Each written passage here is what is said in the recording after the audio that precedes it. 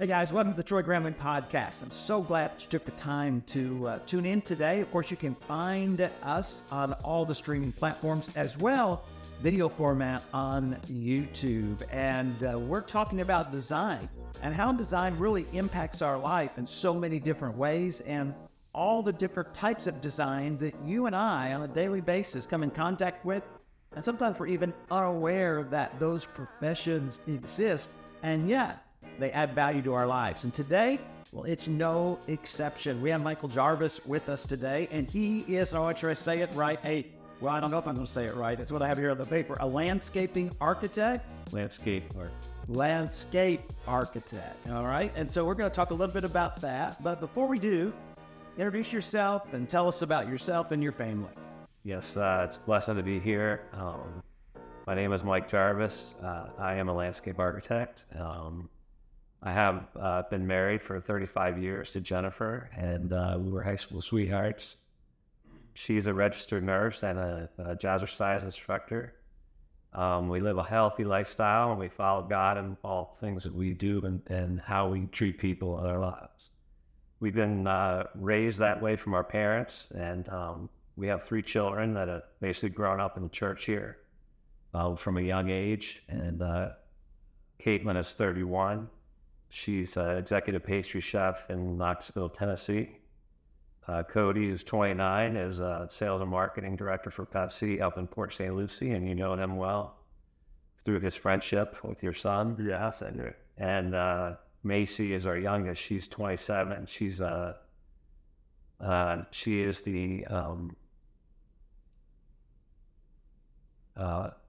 she's a coordinator for accessories for Lafayette 148 in New York. So there's design involved in her life as well. I was raised by my mom and dad in Columbia, Maryland, and he was a landscape architect, and basically brought me up to love this profession and love what I do every day. So it's really not a job. So design runs in the family, you might say. For sure. And all different types, really. So do you jazzercise? I had been up on stage a few times, yeah. That's, is there video of that? There might be. I think I'd like to get that. I'll have to talk to Cody. Yeah. Like you said, got to see Cody quite a bit. It's hard to believe how quickly time passes. But I probably know things about you that you don't even know I know. Yeah, probably.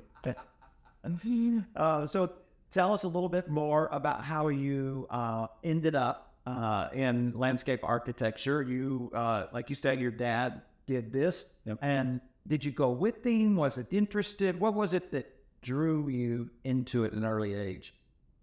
Well, he had one of the largest land planning and landscape architectural firms in the country called LDR, Land Design Research, in Columbia, Maryland.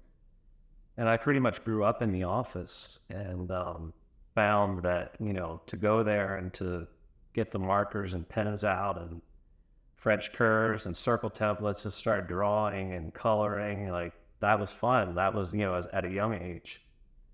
And he obviously, he wanted to be an architect growing up.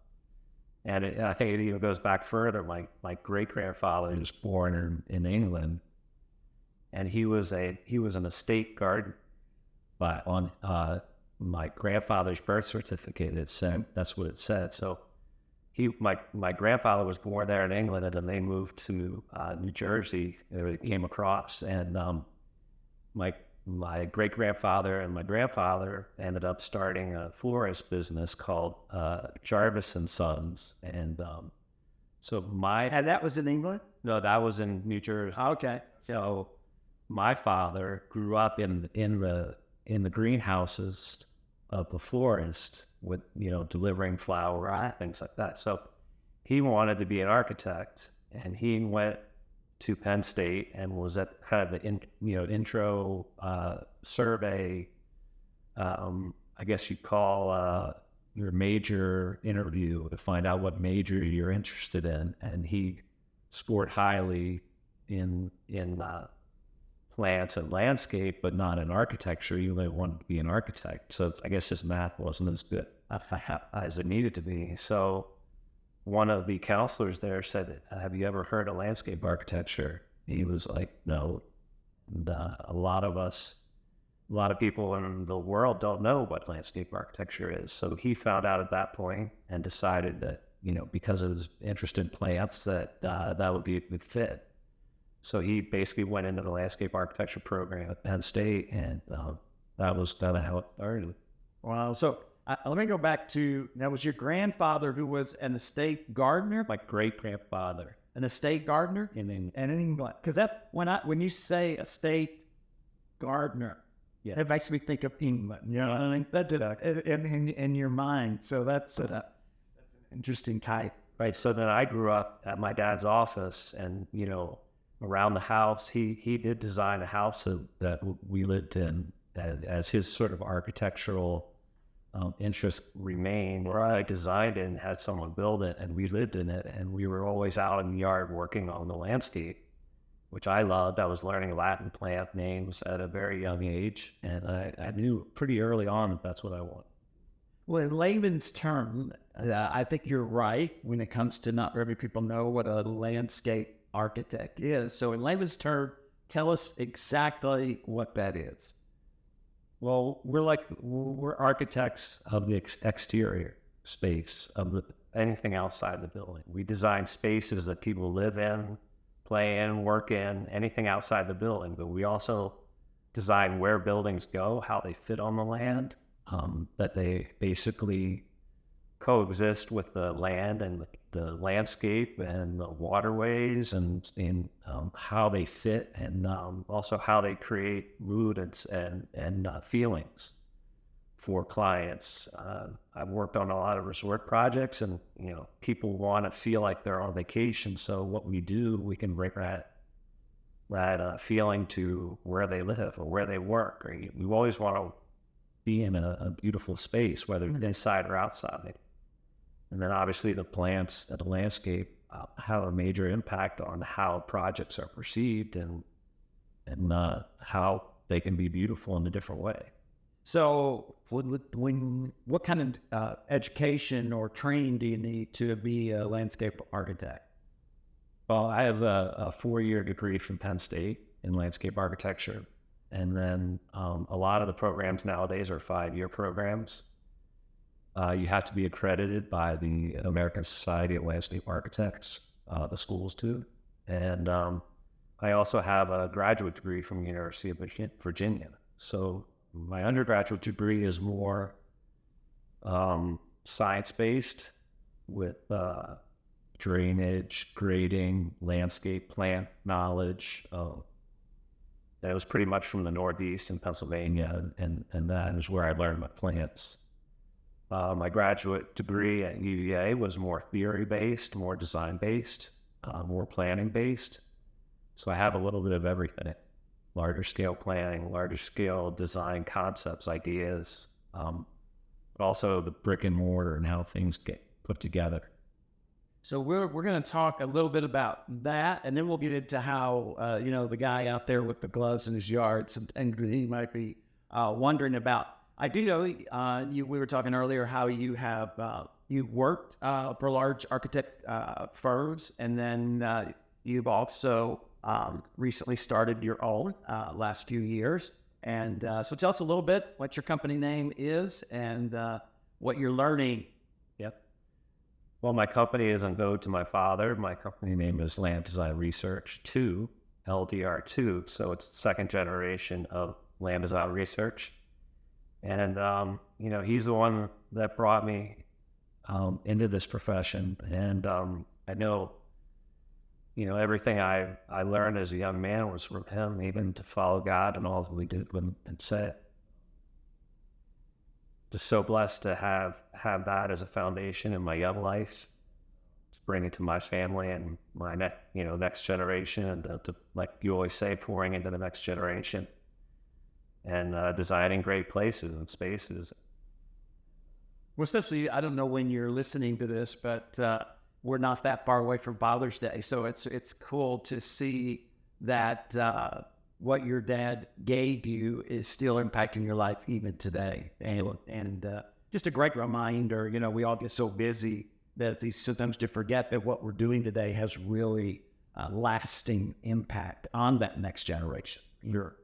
Now, as we think about what it is that you do, some of the questions that came to my mind, is it more engineer, more artist, or is every architect a little bit different, or does it take both? Which I think as a landscape architect, we're kind of in between architects and engineers.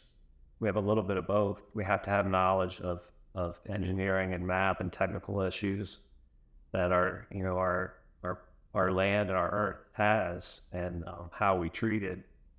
So it's definitely an art because of the design, and because of the fact that, growing up, I learned how to do everything by hand, how I draw, how we represent ideas on a piece of paper.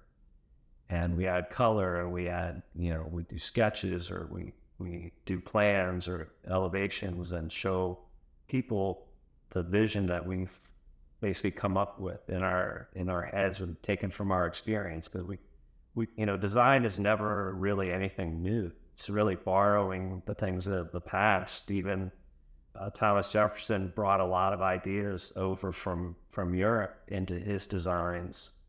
And he was a really young man when he designed Monticello, and took those traditional design elements of columns and arcades and brought them into his design. So we always are looking at things. When I go out in the public with my family, I'm looking at a brick or a sidewalk or a light fixture, and the majority of people in the world aren't looking at the specifics like that. Right.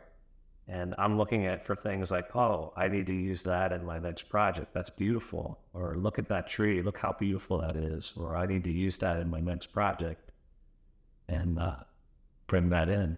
So when it comes to emotion, and somebody comes to you and they want to make a resort, and they got a swimming area where people that they want to be family oriented, and maybe they have another area they want to be adult oriented more. What kind of landscaping thoughts are you having, or are there a difference in colors and water and that kind of thing, or is it more each client? It's a lot of it is client based, but if we've had projects in the past, we always bring those images up and show them, and say, there's so many design online images now that you can look at and say, hey, Google resort pool, and you can pull up images of all kinds and all styles. And a lot of times clients will have a vision of what they want, or a style of something that they want, or something, or a place that they've been, and they said, you know what, I went to Sandy Lane Hotel, Barbados, and I want to recreate that, or something similar. I want that same emotion or feeling when people come to it. So that, a lot of times that'll give us an outline or a parameter to target or to design to. Is it harder is it more difficult if someone comes to you and says something like that, hey, I saw this and I'd like something like that, or if they say, I just want something beautiful? We can create something beautiful, but each project is really different and unique, and each client is different. So we like to get direction from them. Sometimes we'll go with them to look at projects at the beginning stages. A lot of the projects that I've been involved in with the international company that I worked with for many years, we would work in those countries, all over the world, and we would go there and do a workshop or a charrette where we design in a week ideas. We meet with them, we talk about the project. They tell us what their vision is. They're like, let's go look at a couple local projects and that we like, or ones that we don't like, and that'll give us a target to design to. Now, and you may not know, but in the international competition, because I found this really interesting as I was looking through, what do you call this? Yeah, the portfolio. And unless you're on YouTube, if you're just listening, it's got a lot of the work that you've done, and it's really all over the world. Correct. And I was amazed by that. is landscape architecture, is it something that's studied in other parts of the world as like it is here in the U.S. or because it's interesting to me that somebody in Russia would hire an international company, but an American-based company for something as intimate, I guess, as architecture.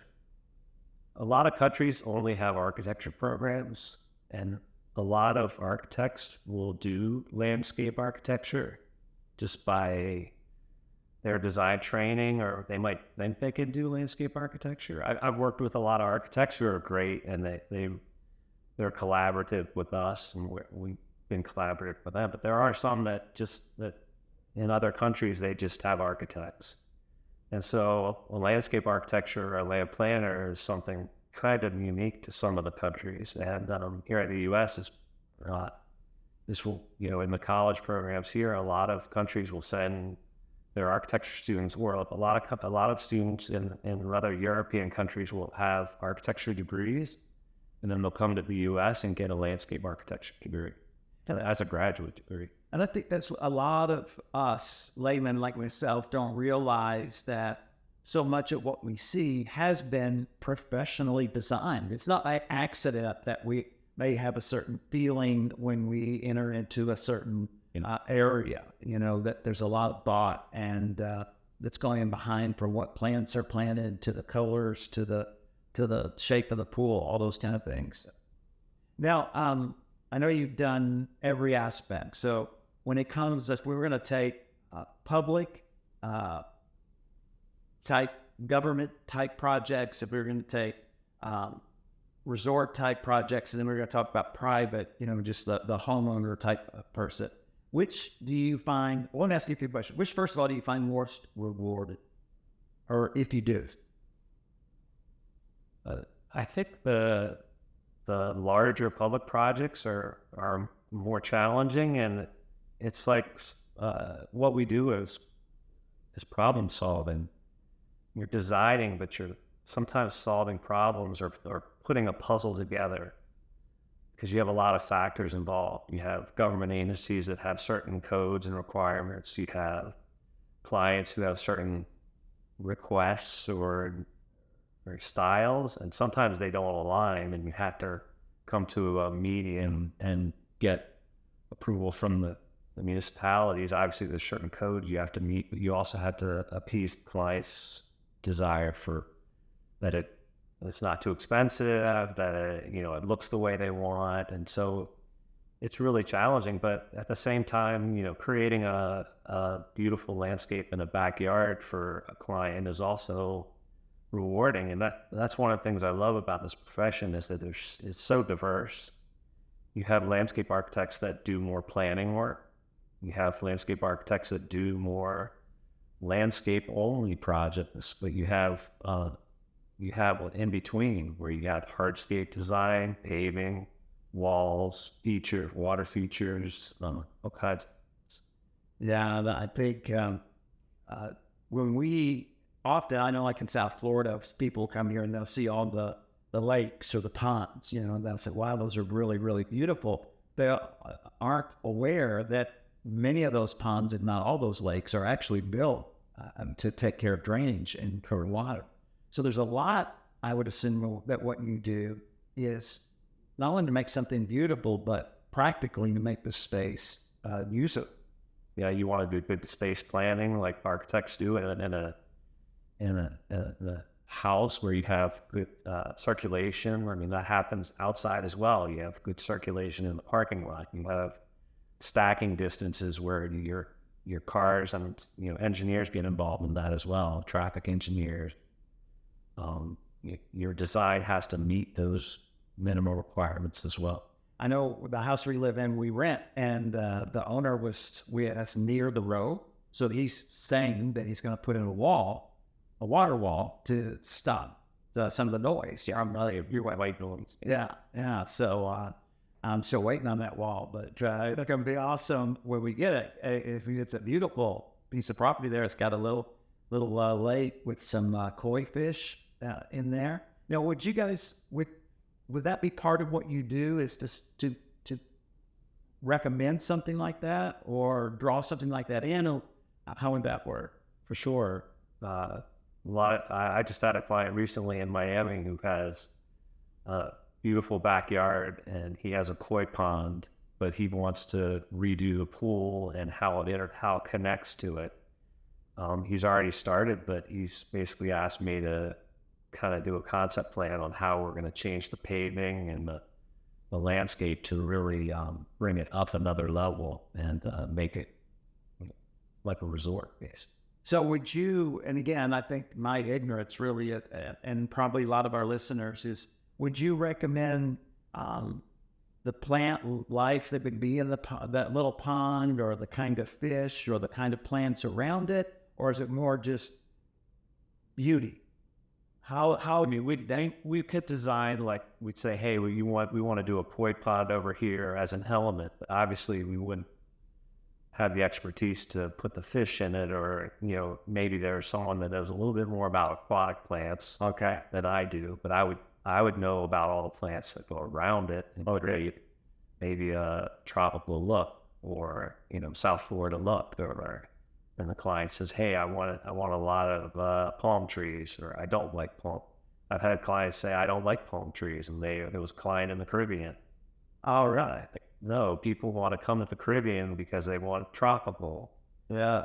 But he was from England, and he's like, I don't like palm trees. So it's like, okay, well, so that was a guideline that we had to have in that design. And they ended up putting 2 palm trees in on the whole project, and that was it.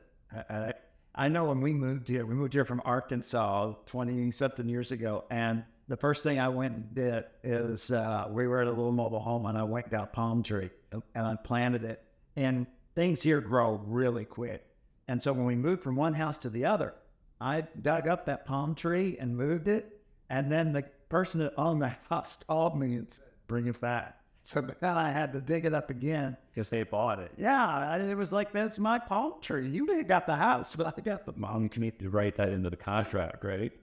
And I just wanted my palm tree. I moved to Arkansas, but it's interesting how all of that works out. So when you put a sidewalk in, are you suggesting how involved do you get in plant choice? Yeah, we do the full planting plan. Okay. And some of the larger projects, obviously, will have a lot of plants going in and to meet the code, like for an apartment complex or a new project, or even an old project that sometimes they'll get cited as not meeting local landscape code, and they have to bring it up to code. So we'll do the planting plan and the irrigation plan for the whole project. So if somebody, and again, I don't know, again, my ignorance, but if you're just going to talk to the person out there that's got a pair of gloves and a little dinging shovel, what hardy plant? You know, what are the hardy plants? Is there certain plants, or is there certain, I don't know how plants are designed, how they're put together, but are there certain groupings of, like, these are hardy plants that can withstand the heat? Yeah, a lot of the municipalities have a native plant requirement here in South Florida. So they have to say, the city of Fort Lauderdale, you have to have 50% native plant materials. That's plants that are native to Florida or South Florida. Wow. Within our planting design.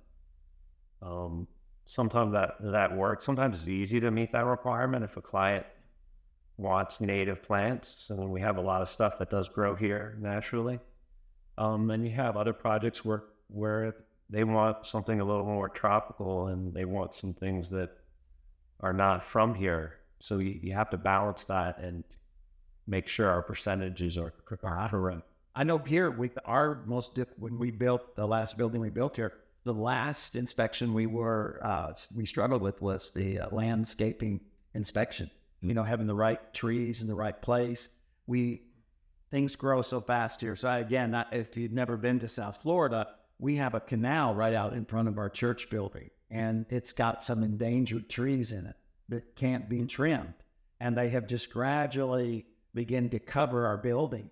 I remember when I moved here, and I've been to California several times, and I think of California as legalistic or restricted to rules, a bunch of rules. And so when I moved here, I was amazed to see I couldn't find anything because everything's covered up with plants. Like somebody said, well, the Walmart's right there in the corner and in Arkansas. And even when I went to California, you couldn't easily find the Walmart.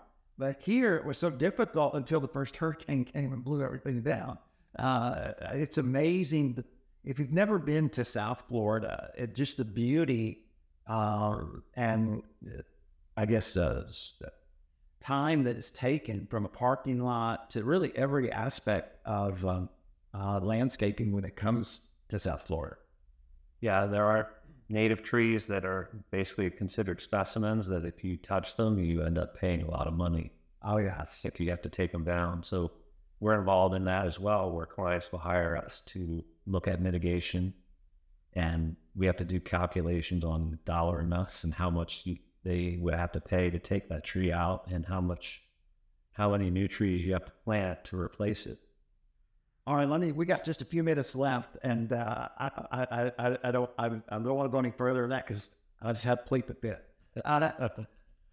But what's the number one mistake you see homeowners make when it comes to, landscape, trying to make their home beautiful or peaceful? They always want low maintenance, no maintenance. That's the number one phrase they use when they want to do something. And it takes maintenance. The landscape is evolving and it grows. Like you said, things grow quickly here. So you could put something in and it looks great for 3 months, 6 months, a year later, 2 years later, if they don't do anything to it, then it's not. Now, have you ever had them call you after it's been in a while and say, what happened? Yeah. Things grow quickly. Things are evolving. So you always have to, at my house, I do my own. My wife, she does a lot of the flower planting, and we're out there all the time, and neighbors walk by and like, wow, your yard looks so great. Well, it's because we maintain it. Yeah. That's something I'll just move on from. And maintenance costs a lot too. So it's something that's an investment. Obviously, your landscape isn't. And that would be a totally different, like when you design something, your fertilizers and all that kind of thing. Right. Are you guys is that part of what you would do and know about, or is that just a whole different company? That's a different company. We have a specification in our drawings that basically say when things get planted, they have to have fertilizer, they have to have certain type of mulch, they have to have certain type of soil blend to make sure that it's not just planted in the sand or rock that we have here in South Florida. They have to add topsoil. But once it gets planted and accepted by the client, then it's about maintenance and a maintenance program. Keep things pruned, keep them fertilized. The palm trees here sometimes get yellow because they're not fertilized. And it is get a little bit of chlorosis, so they need some palm fertilizer.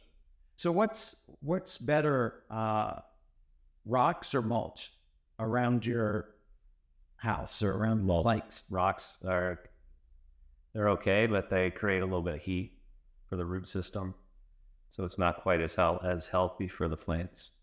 It might be more of a arid look or a low maintenance look with the rocks, and if people like that, that's their preference or their design choice. But I don't typically recommend that. Okay. Yeah. No, that's because I've always heard that. Now, this is, again, I don't know if anybody else is interested, but I'm interested in orchids because I've never dealt with orchids, and the lady that we rent the house from has put them on the trees. And I asked her, I said, well, do I need to water them? And she said, no. And it looks like alien has attacked my trees. The roots of these orchids have just wrapped around. And so are they tapping into the life sustenance of my palm trees? Or what's going on there? No, they're epiphytes. They get the water out of the air. Do that? Oh, the humidity. And so I don't need to water? No. Oh, man, I thought I was doing such a good job by watering those orchids. So what are the roots? Are they just to hang on?